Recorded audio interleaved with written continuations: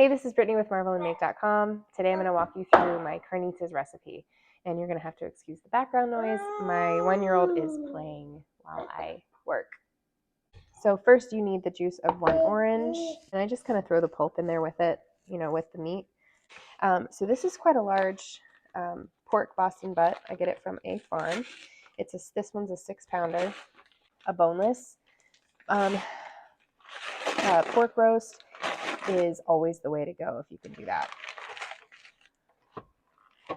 Because we get all of our meat from local farms, it's just a little bit harder to source that option. Look at that nice piece of meat. Yes. All right, so it's a pretty decent bone, but I think we'll be able to cut around that easily. I'm trying to kind of size this meat up. This is a pretty big piece of meat. Again, 6 pounds. When I make carnitas, what I like to use is my braising pan, and that's this one. So it's a really heavy duty, it's like a Dutch oven, but it's a braising pan. And I just don't think that this is quite gonna fit, because the problem is you want to cut this up into little pieces, like maybe 2-inch pieces or so, chunks evenly, and then put them in the pan, but we want them to all be on one layer, because what happens is it cooks in its own fat, the meat cooks in its own fat. So you want it to be all in one layer. So I think I'm going to have to use my lasagna pan for this instead. So there's my lasagna pan. We're gonna go with that one, because again, we want this to all cook in one even layer, because it's just going to be cooking in its own fat. So.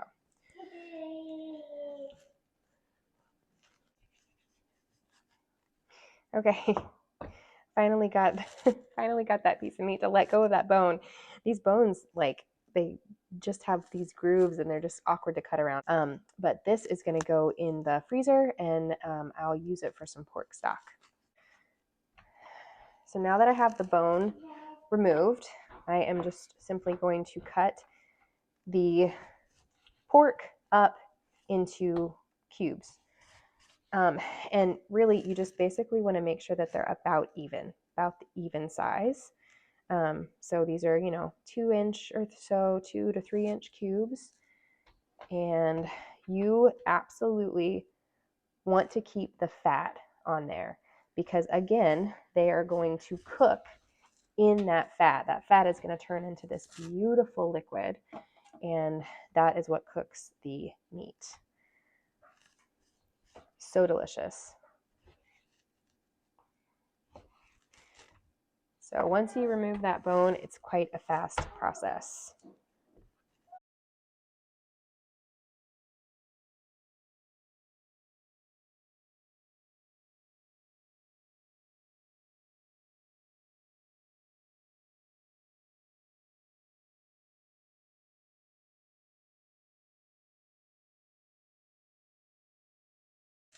That's it.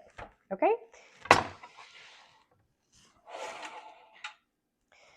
So now we're going to add our seasonings, and I will put all of the measurements below. But you do want to make sure you have a decent amount of salt. This is going to be 1.5 tablespoons for this 6-pound butt. And then I have cumin and cinnamon and black pepper. And I'm going to grab this. I'm going to go ahead and mix this all up. I forgot to prep my garlic before cutting my meat, but I'm going to use this whole head. So I'm going to use the same cutting board, even though I was cutting raw meat on it.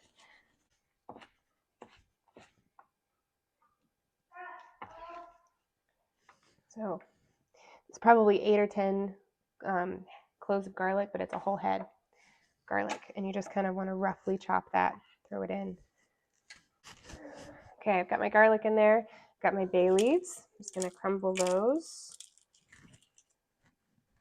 right in there. And my orange. This is olive oil.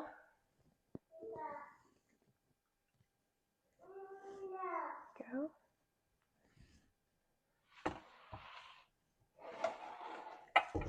Give that a good mix. Smells so good. It smells so good. There's like, it's the combination of the cumin and the cinnamon and the orange. It's just such a lovely fragrance. Okay, all of that is pretty well mixed. And again, they're all evenly layered. And now I'm going to use aluminum foil, and I'm going to have to do it this way. You want this to be pretty sealed.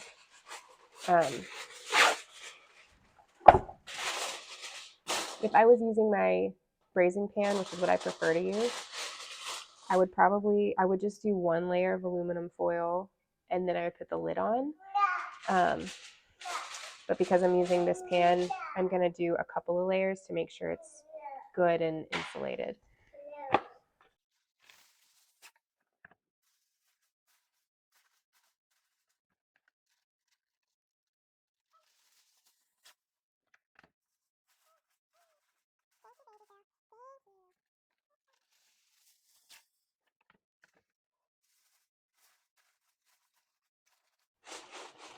Just like that.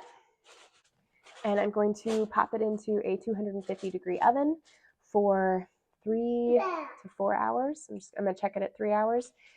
Probably let it go for 4 hours, but that low and slow is the key to super, super tender carnitas.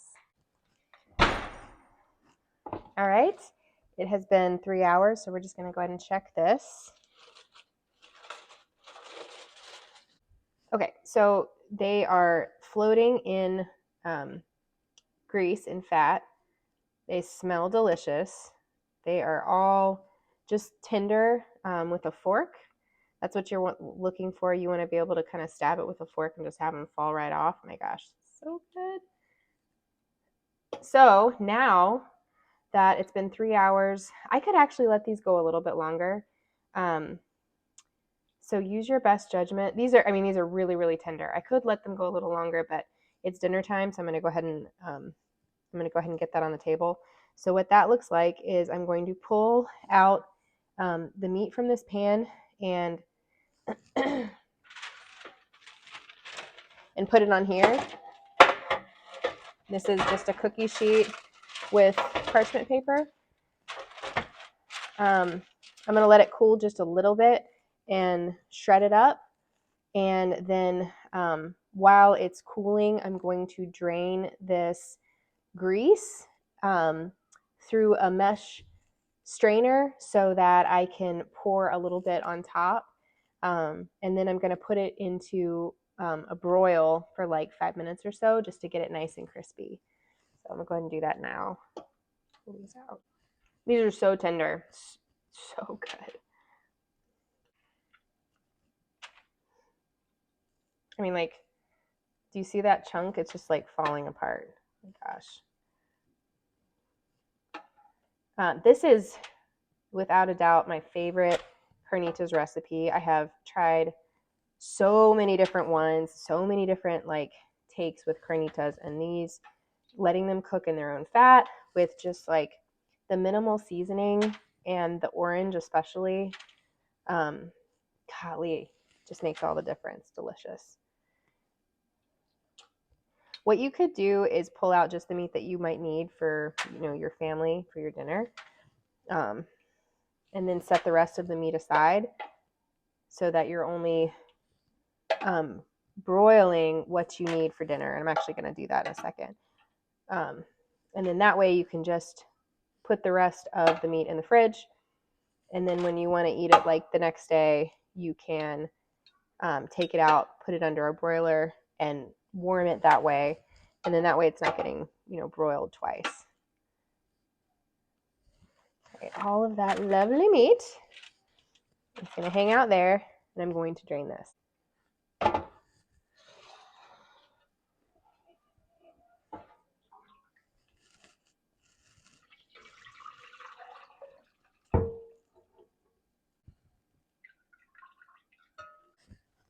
So this is all of your pork fat.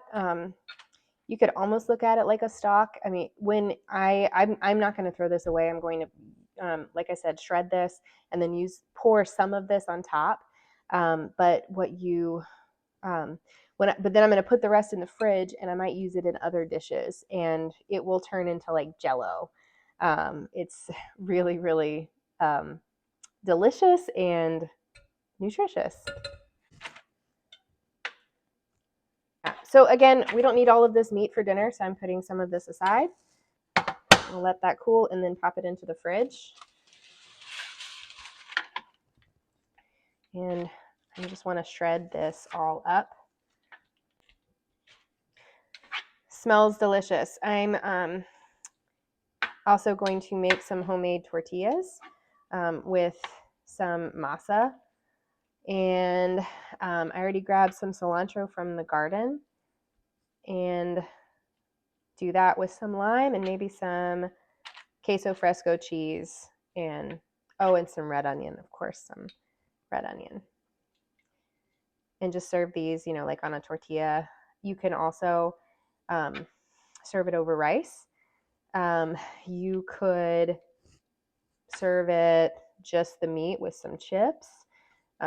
Just eat it with a fork. You could serve it over like a bed of lettuce, I suppose. Really, really, really delicious. And this is one of those things that's so easy, especially if you work from home. Take a roast, thaw the roast the night before, and then pop it into the oven on your lunch break. And then come time for dinner, you have a pork roast that's been going slow for hours and hours, and it's just super, super tender. So now I've got that all shredded up. I'm just going to pour some of this on top. And by some, I'm probably doing quarter cup, I'd say, just to get it kind of nice and moist. And I'm going to put this into an oven on high broil. So that was 5 minutes in the oven, and I think that that's just about perfect. It's got that nice crisp look, kind of like a bark. So I am going to put these on the homemade tortillas and serve them with the cilantro and the cheese and the red onion, and it's going to be delicious. So follow marvelandmake.com for more nutrient-dense recipes. Thanks for watching.